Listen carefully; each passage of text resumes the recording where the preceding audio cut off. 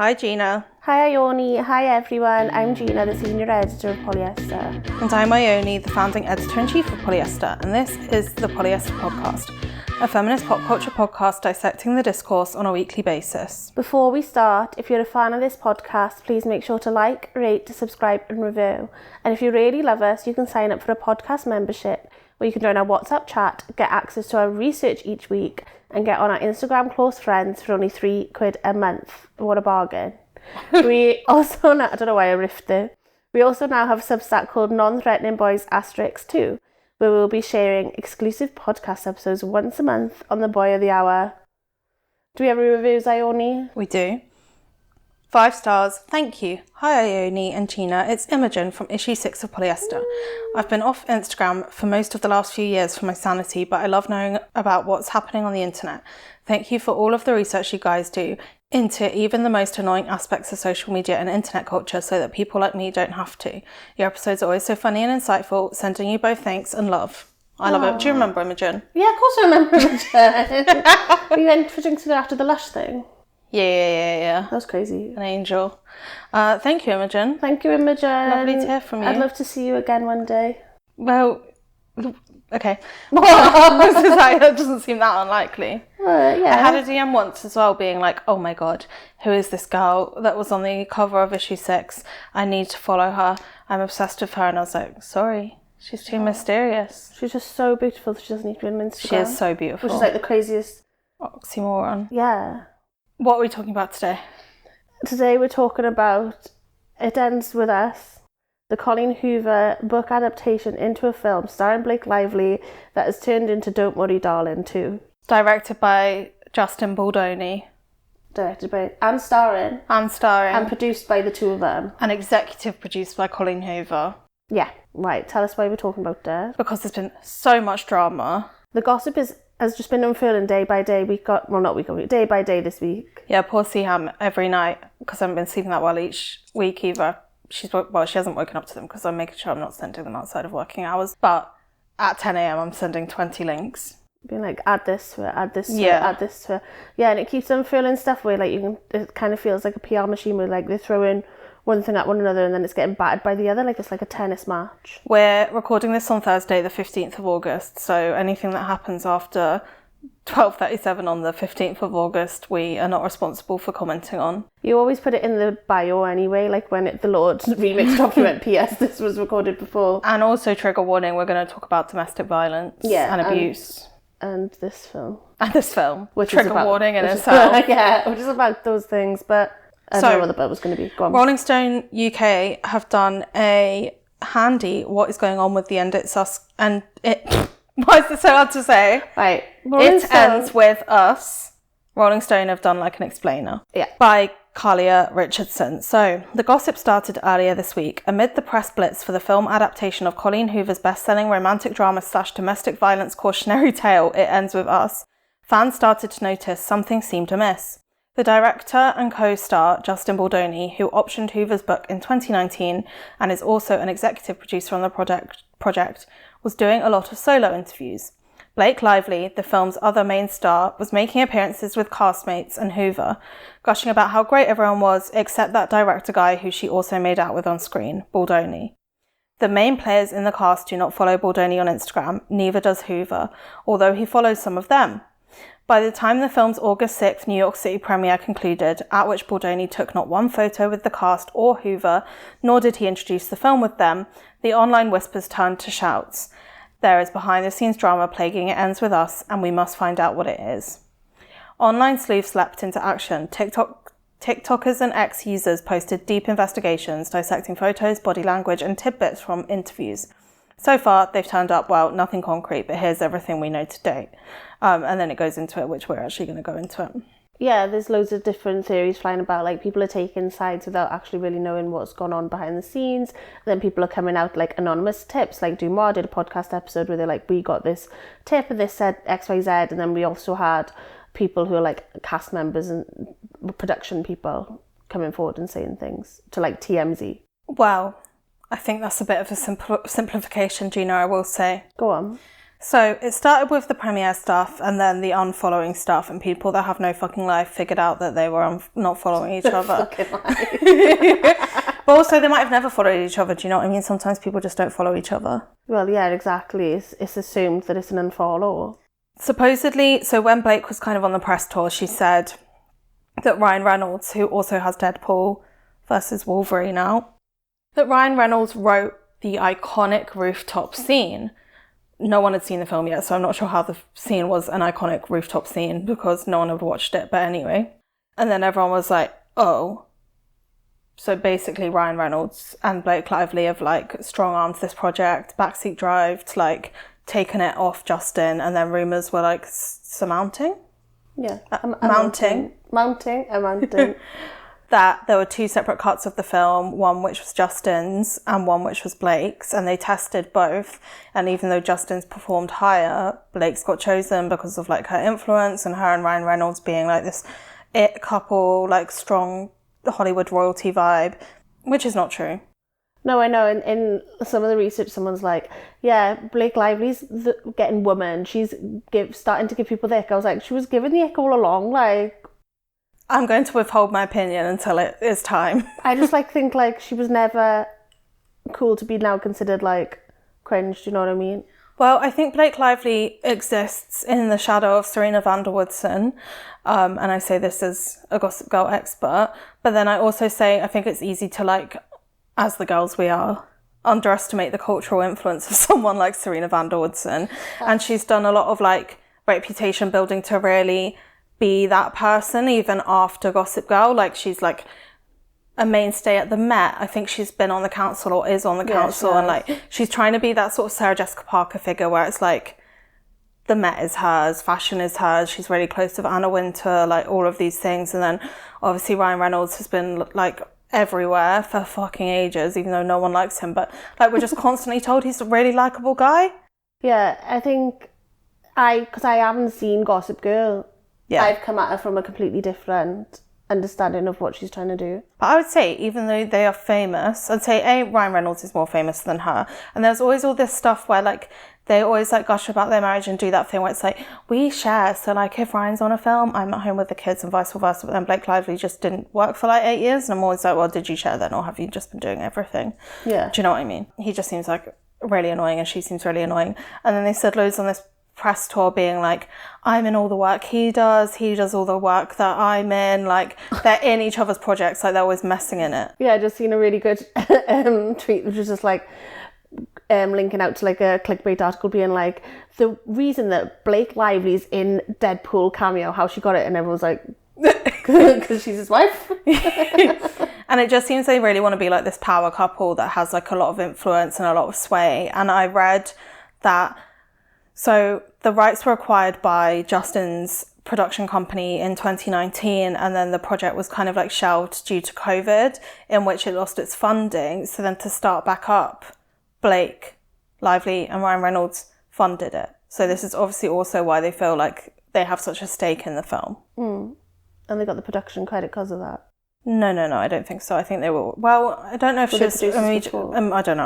I don't think Ryan Reynolds was, but I don't know. I'm assuming you're the, like, lead expert on this when we've read the same I'm research. Absolutely the lead expert on this. This is all I've been doing for, like, the last 4 days of my life. And it's not even that interesting, which I think makes it worse. Like, at least Don't Worry Darling had some, like, sexual drama in it. This is just, like... And the spitting thing.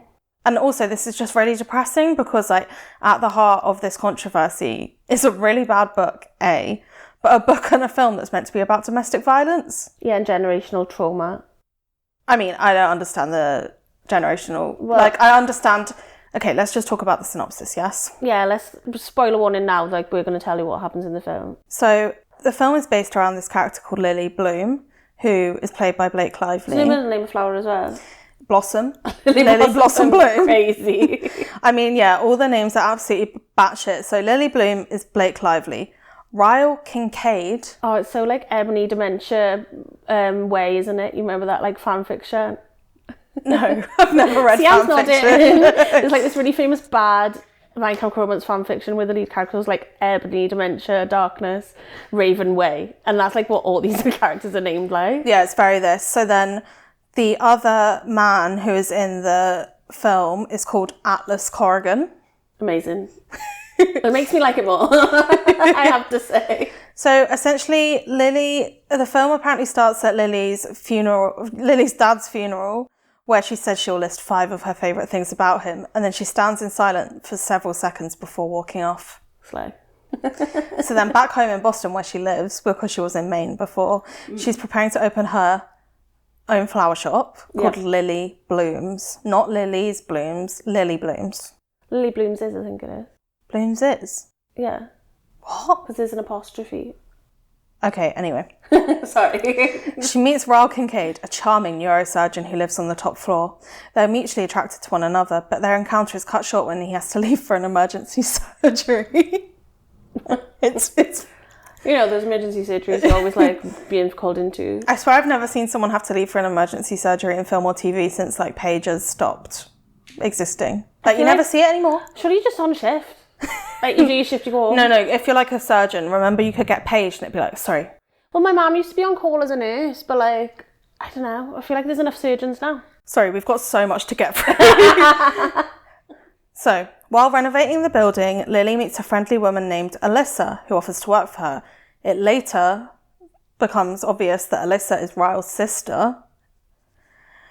So, Ryle and Lily end up getting together. They have like a heated romance. They really like each other. And then one morning, Ryle burns his hand while cooking breakfast for her. When Lily tries to help, he slaps her, but immediately apologises and insists it was an accident.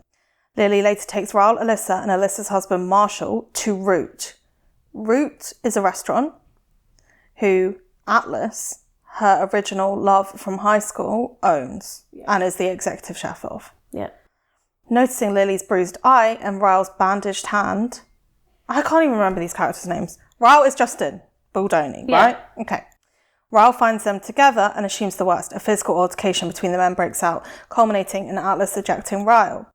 And then there's this whole thing that like, so Atlas was her first love, so there's like this tension of like, are they going to rekindle, blah, blah, blah, blah, blah. Atlas is like obviously knowing what's going on and is trying to get her out of the situation. She gets pushed down the stairs. Like loads of abuse unfurls. She has a baby because he rapes her, I think. He tries to rape her and then I think he doesn't rape her, but then she's pregnant from a time they consensually had sex.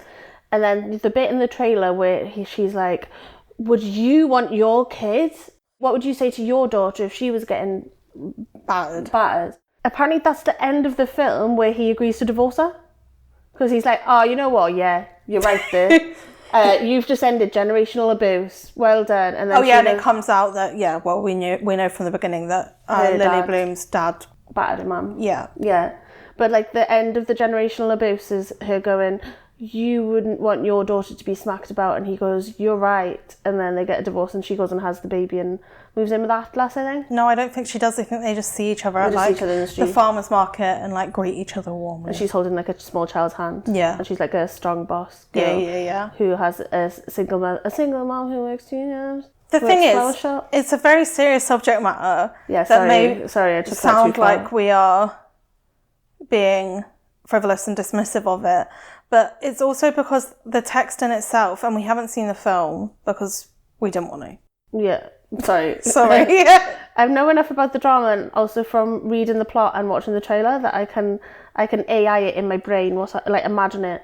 It just seems like it's such an empty, hollow film, and like so much has been said in this criticism. So everyone is basically being like, Blake Lively isn't taking it seriously as a domestic violence like tale. Cautionary tale, whatever. But because in every interview Blake Lively's being like, this shows that women contain multitudes, that women can be whatever they want, that like women don't have to let abuse define them, etc, etc, etc.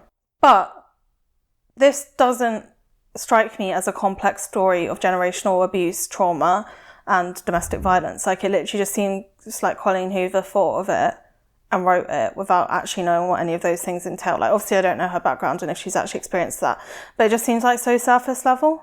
Yeah, it's so like just a dramatization kind of film that's for like just to be it's like a sensationalist. It's not like trying to actually unpack these heavy themes, and that's kind of like why Blake's being a bit more flippant, because like loads of it is based around like a will they won't they with like the guy who's saving her from the thing. Yeah, it's like content sludge of a film. And I also think that's a bit problematic because the film and the book don't say that Atlas like got her to leave, but I feel like it's just a really basic interpretation of like why men abuse women in relationships as well. Like, oh, he bullies her out of jealousy. Sorry, I don't know why I use that word. He like abuses her out of jealousy. He abuses her because like he can't control his emotions. Like all of these things are such basic ways to talk about like abusive situations that are often like very complex on how like we enable abuse and how it's normalized in society and like all of these, but we're just reducing it to like two men have a fight at a restaurant because they both fancy the same woman. Well, there's a scene in it where his sister's like, oh, he's hitting you.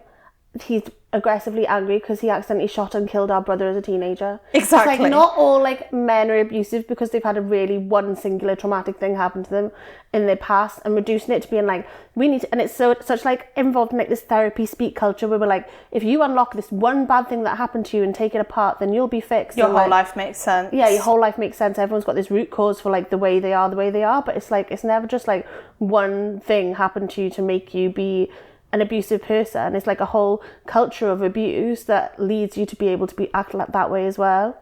Tell him. And with that, we are going to a break. Hello, we're back. For fuck's sake. So yeah, there's basically, after this kind of, back to the actual drama, I think we've done enough on the film for now. Yeah, and why like we take our humour around it with a pinch of salt. I'm not trying to be funny. Everybody's just naturally. So basically, it wasn't just the cast drama that has kind of led to this snowball of it becoming such a big story. I think also people were quite ready to criticise Blake Lively's approach to speaking about it as a domestic violence story as well, which I do understand.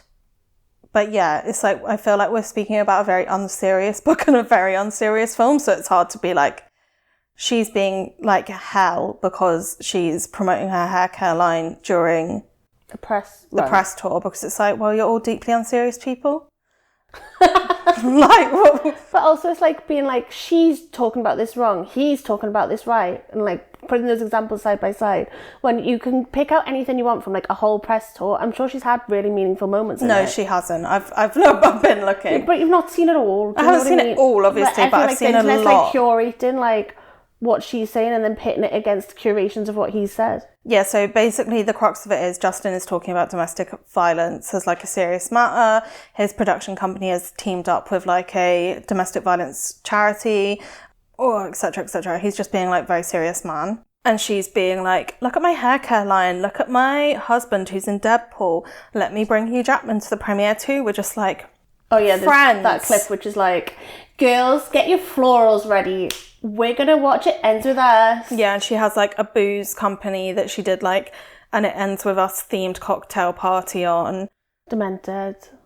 Like truly like. And like everything she says, which I've already touched on, which is like, you know, like you can be strong and wear colourful clothes vibes. It just like reeks of like, I feel like this is like, well, we say this every year, but the last knell of like girl boss feminism. We're never escaping girl boss feminism. Yeah, but now it exists as this thing in the culture that's extremely trite, and like everyone can see it apart from Blake Lively and Taylor Swift, who are best friends. That's the thing. It's always the death toll is when it gets to the celebs who take it earnestly, I think. I mean, they've always been that. But then secondarily, yeah, she's been very weird in interviews. So this interviewer asks her like, oh, this is obviously going to like really touch audiences. How should people approach you if they want to talk to you about it, but like sensitively?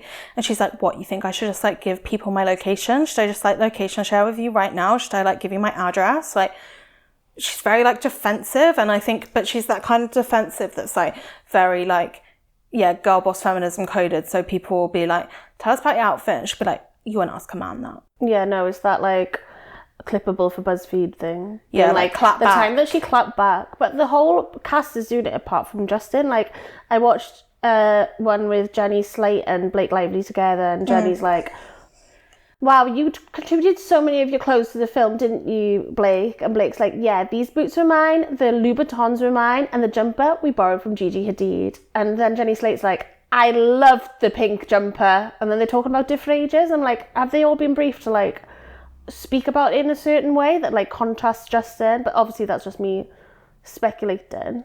I just think that these people exist in two separate worlds, and then apparently Ryan Reynolds is on record saying that he wants to make like Deadpool versus Wolverine and It Ends With Us, the new Barbieheimer.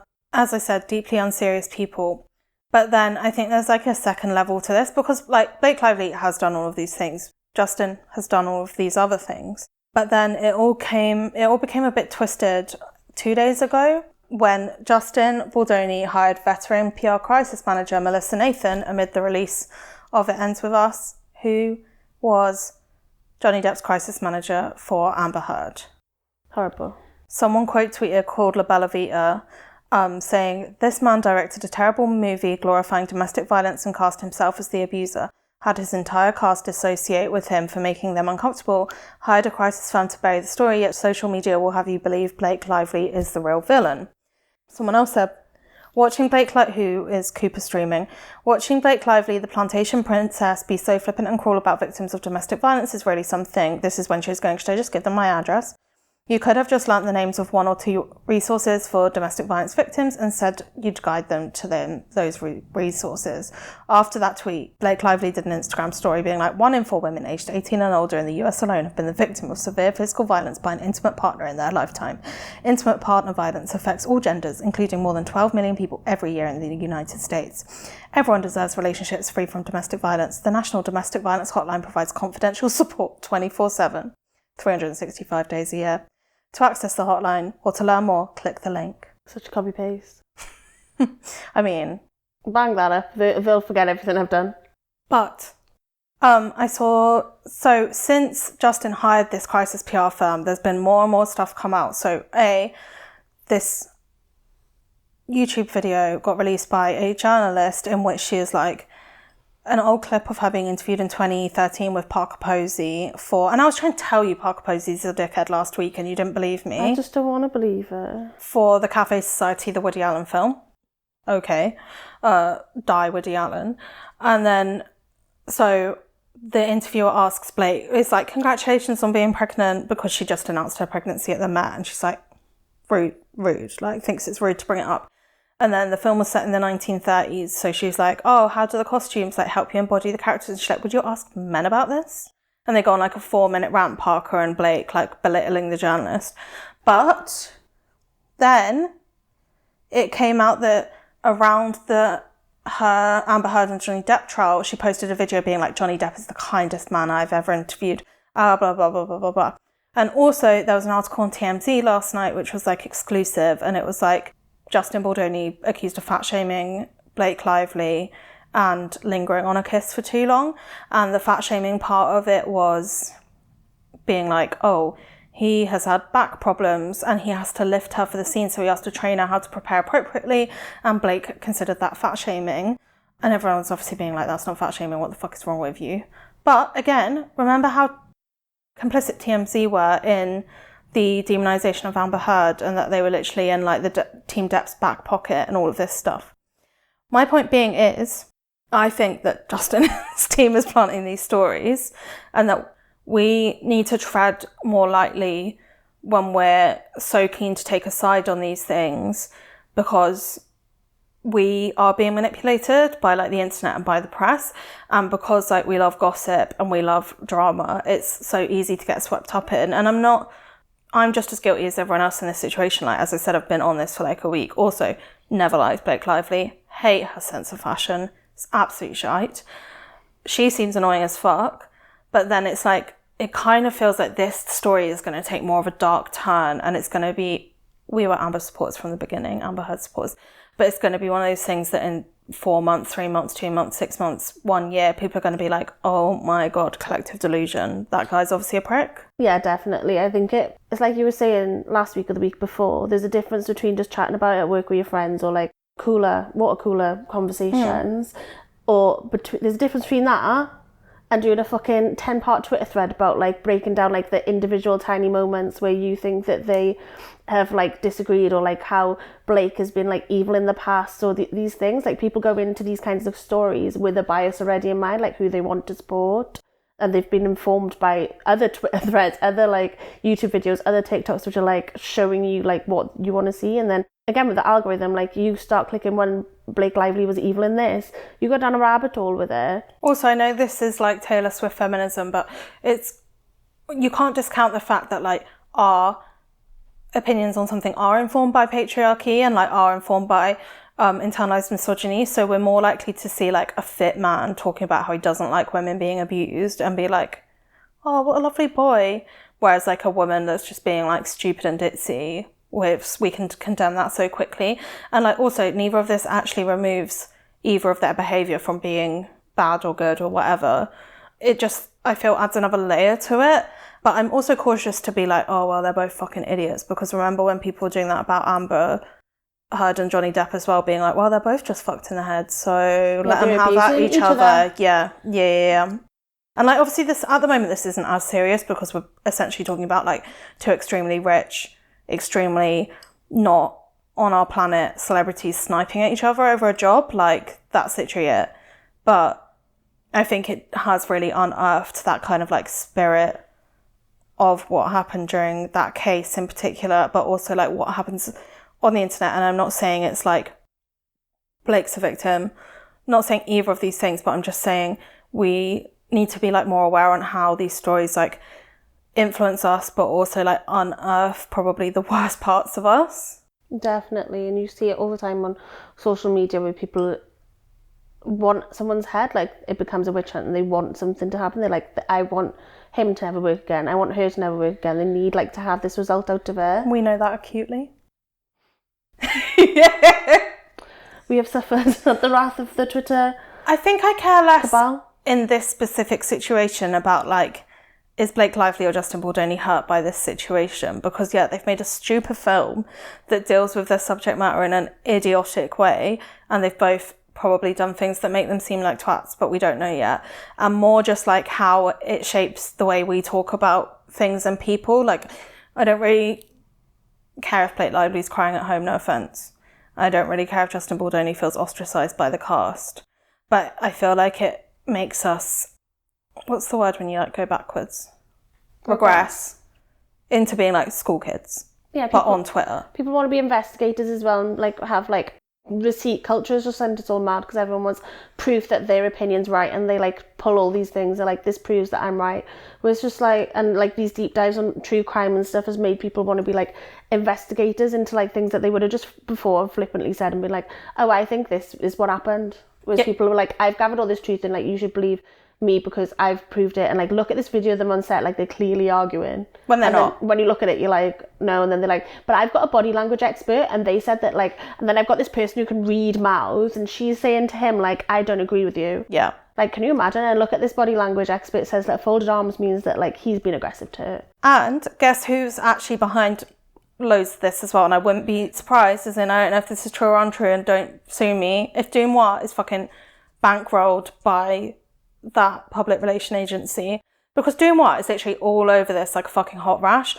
Like, she's been on it for years, like, because she has been through all of the like people turning up to set and filming and all of this stuff, but now she's absolutely reveling in it, like pulling up the old photos and making like reels of them two kissing that have been shot by fans who are watching and being like, does this look like they've fallen out? It's like pulling it out for her own engagement and numbers. And obviously we all enjoy celebrity gossip, and I feel like, you know, I still follow Dumois even though famously blocked. We got Polyester, blocked, yeah. But again, that account just encourages like surveillance culture. It encourages us to be cops to each other. It encourages us to feel like, yeah, we're armchair experts on all of these people's behaviour, and it encourages us to blur the lines between reality and like the content that we consume that is television or films. I think people just need to be more open and being like, oh, I might think this, but I don't know, I wasn't there. Yeah. I think that just needs to be the crux of everyone's argument, is like, oh, I think just talk what you said, talk about it in your friendship group, like have 10 minutes where you're like, drama, and then go back to work and get on with your day. Literally get some mates. Yeah. It's my takeaway. Every week's takeaway. And with that, goodbye, Ione. Goodbye, Gina. Thank you, Seaham, for the research. Thank you, Olivia, for editing. We'll see you next week. We won't. No, we won't. Oh, yeah, sorry. We We're going to take a little 2-week break. Goodbye. We'll be back. You'll miss us. And we're going to try and figure out a new sound situation. Yeah, sorry to everyone who... I don't think we need to apologise, sorry. You just said sorry. I said we got, as in sorry, but I don't feel we need to apologise. Okay. I'm apologising for not apologising. Incredible. We'll see you in 2 weeks. Bye. Bye.